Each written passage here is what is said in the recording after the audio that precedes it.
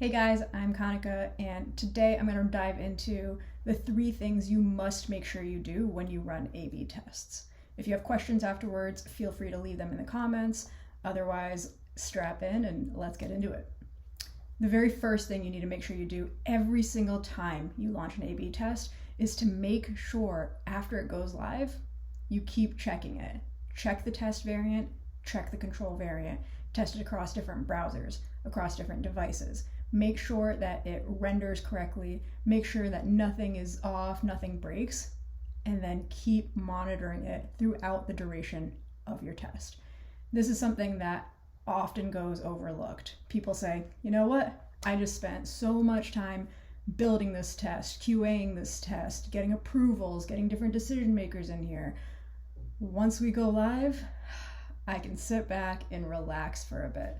But what that spells out a lot of times is unnoticed bugs, unnoticed issues, and frankly, you might actually get completely wrong results because you just missed something that either happened on the control or the variant and it's no longer reliable. So it's easy to do. Make sure that you have your team checking out both of the variants of your A/B test. Make sure that nothing looks weird. Make sure that everything is loading properly. Make sure nothing gets changed. That's the other part, and I'll get to that in a second. But realistically, people have a lot of roles to play. In a lot of companies, no matter if you're huge, no matter if you're small, sometimes different efforts can become siloed. So maybe somebody on the team is just trying to help out and they make a change to your control. Yikes, that changes your test. So make sure you continue monitoring regularly and make sure you communicate across your organization so hopefully that doesn't happen and everyone has a heads up that for the next couple of weeks at least, we're not touching these things.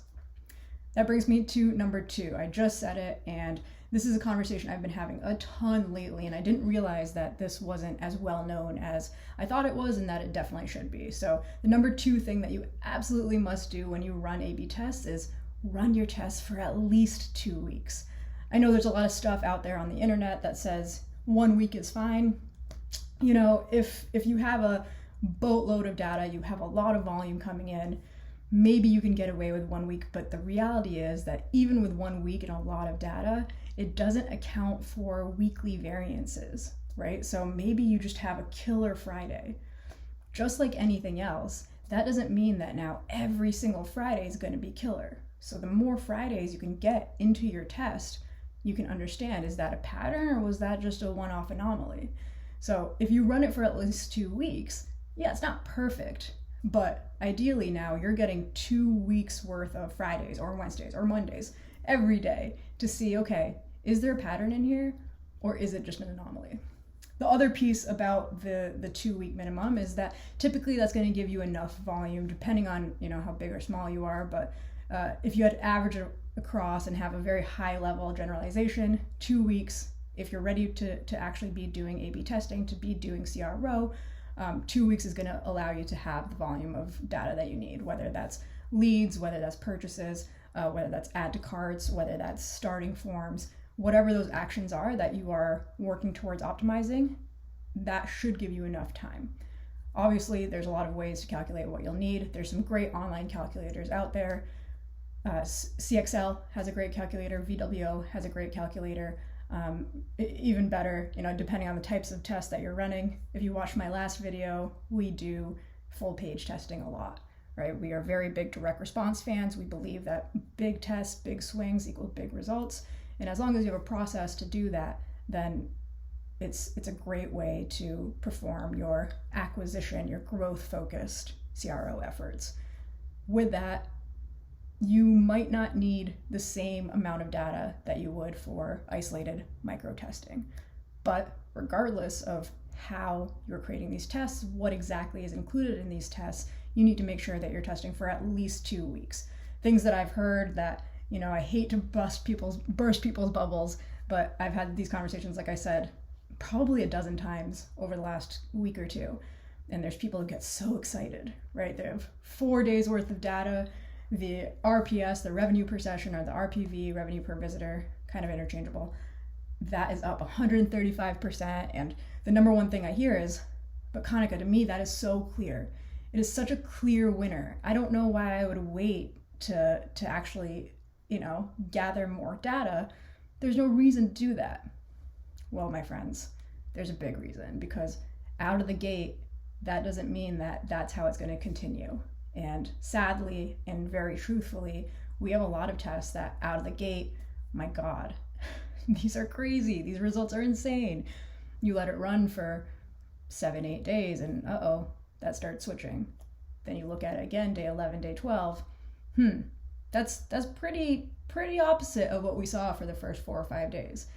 Now, if we concluded it just when we wanted to and said, oh my God, 4 days later, revenue per session's awesome, we're making an extra $100,000 a month, this is great. Yeah, we could feel good about ourselves, but the reality is that we're all in the business of making businesses more money. And in order to accurately make more money and make sure that you are not actually hurting yourself by making a change, run these tests for 2 weeks, because otherwise you might say, hey, this is a winner, but it's actually a loser.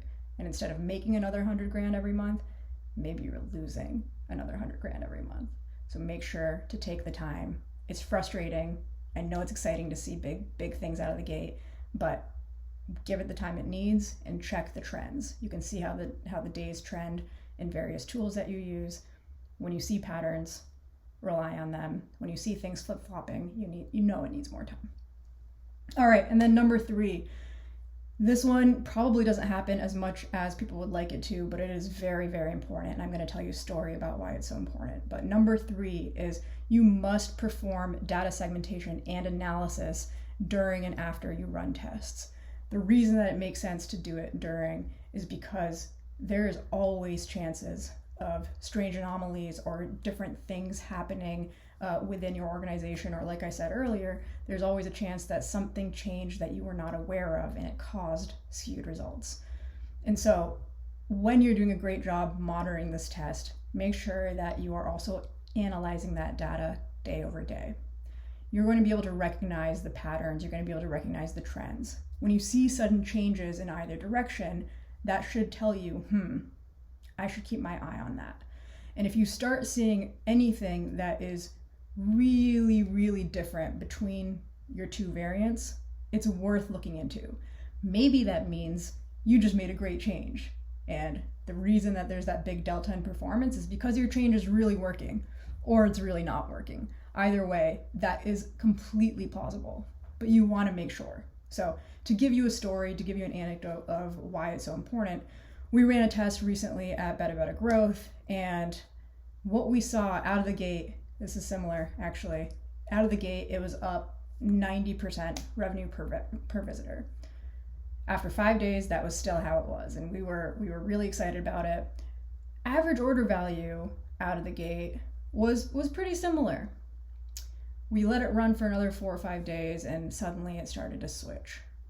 And suddenly AOV became massively different between the 2 variants. Conversion rate, that pattern stayed the same. The increase in conversion rate on the new one that we were testing stayed much higher, but that AOV flip-flopped. And so that's very possible. Sometimes that just happens. So we let it run. We let it continue running. And there weren't really any other instances where there was this big spike in AOV like there was over the period of a couple of days. And so again, that performance started getting closer together as that normalized. But that set off a little bit of a flag for us, right? What happened there? Was this something normal? Was this something that we should look into? The answer is always yes, you should look into it. So created some segments, went into GA4 and analyzed the 2 different groups. And what we found, and this is especially important in e-commerce versus lead gen, because sometimes there are particularly large orders. And if that happens, there's a few things to check for. One, was there fraud? That happens sometimes. And depending on the tool that you're using, that's not accounted for properly. So do you need to take that into account? Do you need to somehow exclude it? How do you want to handle that? You need to make that decision. Because if there is, an order that's $5,000, but your average order value is $75, that's going to skew your results depending on which variant that giant purchase was attributed to.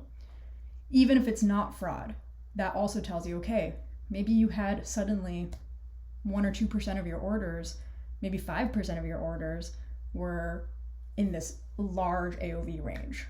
Okay, why did that happen? So make sure that, did your email team suddenly run a sale and you didn't know about it?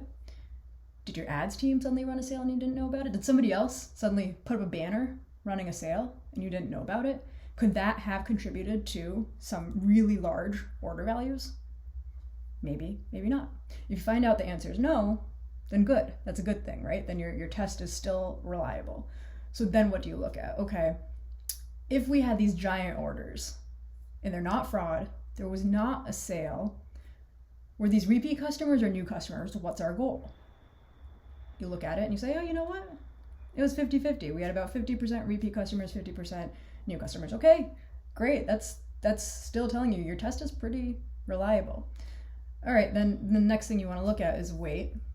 So out of all those giant orders, which version were they attributed to? Was it split pretty evenly? Or do they all go towards one version, the test or the control? As you dig in there, you're going to understand what to do. In a perfect world, it was still 50-50. So you know what? That's probably still pretty reliable. Does that mean that over the history of your company or the history of the last even year, that you only got 1 or 2% of all of your orders in that range? If that's the case, then you need to make a decision.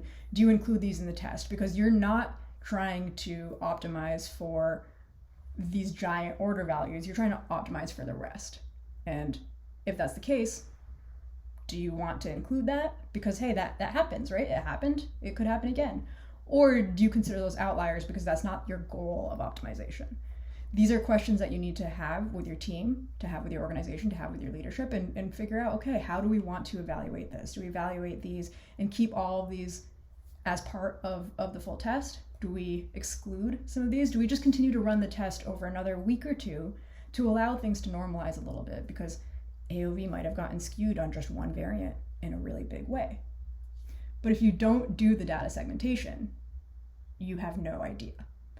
The second part of that data segmentation, outside of just AOVs being skewed, is what's your goal, right? And if you don't come to these tests with a goal, which should probably be number 4, you must make sure that you approach these tests with a specific defined goal. Because if you don't do that, then as you do this data segmentation, you're going to have a lot more questions than answers. As you do this data segmentation, you might have decided our goal is to increase the conversion of this specific product. But then when we do this analysis, this page does increase the conversion rate and the AOV of this specific product. However, the original, the control, people are buying other things, and maybe their AOV is even higher, but their conversion rate of that product is not. Is that a win? Is that a loss? Are you trying to get more people to purchase that specific product? Are you trying to just get people to purchase in general? Make that decision. Understand what you are trying to do and make sure that your analysis and the questions that you have and the decisions that you make support that primary goal. Same thing. Is this successful if our primary traffic channel is converting more people on this page or this page? Or do we want everything blended? Right? So there's a lot of questions. I could keep going, and I'm not going to, because as usual, my videos are much longer than I mean them to be. But make sure you have a clearly defined goal. So as you do this data analysis, you can really make solid decisions that will serve you best over the long term. So depending on if you go ahead and roll out and execute one of the versions because it's the winner, then you know that you can count on it and it is serving your long-term goals. So recap really quick, the 3.5 things that you must focus on when you are running your A/B tests. 1, you must make sure to continue to monitor your tests on a daily, every other day basis to make sure nothing changes, nothing breaks, everything is working properly so that you have a reliable test. The results, what happens, is consistent and you can trust it. Number 2, you must run these tests for at least 2 weeks. I know patience is difficult, but They say patience is a virtue, and they say it for a reason. It is going to make sure that you can rely on these results, and as you make these changes, you can be confident that they are going to impact your business. I've had people also tell me, hey, we rolled out the changes after 5 days. It was a crazy result. We felt really good about it. We rolled it out, and I said, okay, how did it go? They said, we didn't really notice a difference at all. Well, that's why, because you rolled out a change. It didn't really make a difference, but you expected it to. Maybe you're losing money and you're just not realizing it because other things change at the same time. Your ads could be doing worse, your emails could be doing worse, other things happen. So run your test for 2 weeks. Number 3, you must perform data analysis and segmentation during and after your tests to make sure that what you're getting is reliable. This doesn't happen all the time where you need to dig really deep into these and answer these questions like what I named, but make sure that you're keeping tabs on it. Make sure that you have a sound process to be able to ask these questions so that you're not throwing out a winner, or at the very least that you are making a decision that is best for your long-term goals. And then number 3.5, make sure that you have a clear goal, you have a clear target, you understand exactly what your hypothesis is that you're testing so that you don't wander off into what if land. That's a tough place to come back from, and it gets very confusing. So again, guys, thank you so much for watching. If you have any questions, let me know, and I'll be back soon.